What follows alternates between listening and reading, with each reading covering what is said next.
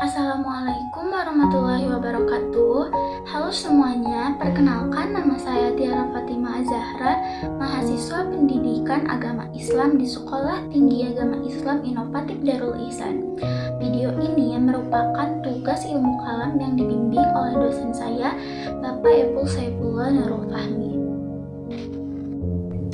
Di sini saya akan membahas tentang Ahlus Sunnah wal Jamaah atau yang sering disingkat sebagai Aswaja. Sebuah topik yang penting untuk kita pahami karena Aswaja adalah landasan akidah dan praktik keagamaan bagi mayoritas umat Islam, termasuk kita yang berada di Indonesia. Mungkin sebagian dari kita pernah mendengar apa itu Ahlus Sunnah wal Jamaah. Namun, apakah kita benar-benar memahami apa itu Aswaja? Apa kita mengetahui prinsip-prinsipnya? Bagaimana sejarahnya? Siapa saja tokoh-tokohnya? Dan bagaimana penerapannya dalam kehidupan sehari-hari? Jadi, kali ini kita akan mengulasnya secara singkat, mulai dari pengertian Ahlus Sunnah wal Jamaah hingga perbedaannya dengan aliran lain.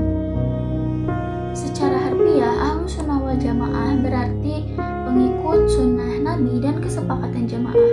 Istilah ini merujuk pada mereka yang berpegang teguh pada ajaran Nabi Muhammad SAW dan pemahaman para sahabatnya. Aswaja juga menekankan prinsip moderasi, keseimbangan antara akal dan wahyu, serta toleransi dalam kehidupan bermasyarakat. Berbicara mengenai sejarah Ahlus Sunnah wal Jamaah, kita harus kembali ke masa setelah wafatnya Nabi Muhammad SAW. Pada masa itu, umat Islam mengalami masalah besar berupa perpecahan politik dan teologis. Ada berbagai kelompok yang muncul dengan pandangan yang berbeda-beda. Misalnya, Mu'tazilah yang terlalu mengedepankan akal atau Khawarij yang terlalu ekstrim dalam memahami syariat. Dalam situasi seperti ini muncul istilah Ahlus Sunnah wal Jamaah. Awalnya istilah ini belum formal, namun menjadi lebih dikenal berkat peran ulama besar seperti Imam Abu Hasan al-Asy'ari dan Imam Abu Mansur al-Maturidi. Mereka berdua merumuskan prinsip-prinsip akidah Sunni untuk menjaga agar umat Islam tetap berada di jalan yang lurus. Di masa lalu, Aswaja menjadi landasan pemikiran untuk menghadapi tantangan akidah. Di masa kini, Aswaja tetap relevan untuk menjawab isu-isu modern seperti pluralisme dan globalisasi dengan tetap mengutamakan prinsip rahmatul lil alamin. Lalu, 4 imam mazhab yang kita kenal, yang pertama adalah Imam Abu Hanifah, pendiri mazhab Hanafi. Beliau ini mengedepankan logika dalam memahami syariat. Yang kedua, Imam Malik, pendiri mazhab Maliki, yang mengedepankan amal penduduk Madinah sebagai sumber hukum. Lalu Imam Syafi'i, pendiri mazhab Syafi'i, yang sangat sistematis dalam menyusun metodologi hukum Islam. Dan yang terakhir adalah Imam Ahmad bin Hambal, pendiri mazhab Hambali, yang sangat teguh memegang hadis Nabi. Mereka memberikan kontribusi besar dalam menyusun kerangka hukum Islam yang sampai saat ini kita ikuti. Dengan cara inilah Aswaja membentuk landasan yang kokoh untuk menjaga keutuhan umat Islam. Di Indonesia sendiri, Ahlus Sunnah wal Jamaah ini menjadi mayoritas karena ajarannya yang sangat moderat dan mampu beradaptasi dengan budaya lokal. Dua organisasi besar yang menjadi representasi Aswaja di Indonesia adalah Nahdlatul Ulama dan Muhammadiyah.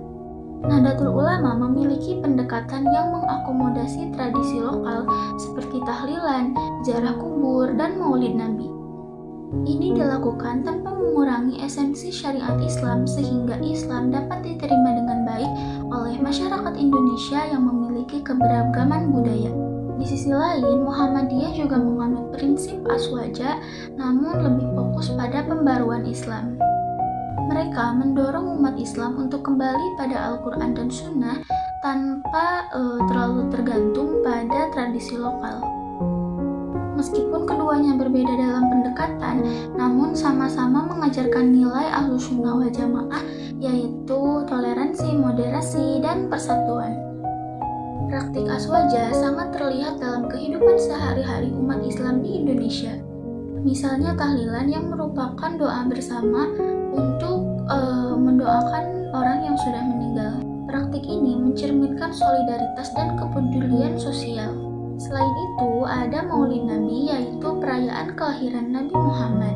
Tradisi ini diisi dengan pembacaan berjanji, sholawat, ceramah, dan kadang diisi dengan kesenian lokal. Ziarah kubur juga menjadi salah satu praktik penting, di mana umat Islam mengunjungi makam untuk mengingat kematian dan mendoakan almarhum. Sholawat adalah bentuk lain dari praktik aswaja yang sangat populer. Umat Islam sering membaca sholawat untuk mendekatkan diri kepada Allah dan memohon syafaat kepada Nabi Muhammad SAW. Praktik-praktik ini menunjukkan bagaimana ajaran aswaja mengintegrasikan keimanan dengan kehidupan sosial. Jika dibandingkan dengan aliran-aliran lain, Ahlus Sunnah wal Jamaah memiliki pendekatan yang sangat seimbang. Aswaja tidak mengabaikan akal tetapi tetap menjadikan teks Al-Quran dan Sunnah sebagai pedoman utama. Berbeda dengan Mu'tazilah yang terlalu mengedepankan akal atau Khawarij yang terlalu tekstualis, Aswaja mengajarkan harmoni antara keduanya. Ahlus Sunnah wal Jamaah adalah jalan tengah yang menjaga umat Islam tetap berada di jalan yang lurus. Dengan prinsip moderasi dan toleransi, Aswaja menjadi benteng bagi keutuhan umat Islam. Melalui organisasi seperti Nahdlatul Ulama dan Muhammadiyah, ajaran aswaja tetap hidup dan berkembang di Indonesia, memberikan solusi terhadap tantangan-tantangan zaman tanpa meninggalkan nilai-nilai Islam. Demikianlah penjelasan saya tentang Ahlus Sunnah wal Jamaah. Semoga ini menambah pemahaman kita dan memperkuat keimanan kita sebagai umat Islam. Kalau kalian punya saran dan kritik ataupun pendapat lainnya tentang Ahlus Sunnah wal Jamaah, boleh banget ditulis di kolom komentar. Saya Tiara Fatimah Zahra pamit undur diri, mohon maaf karena masih banyak kekurangan dalam penyampaian dan pembahasan.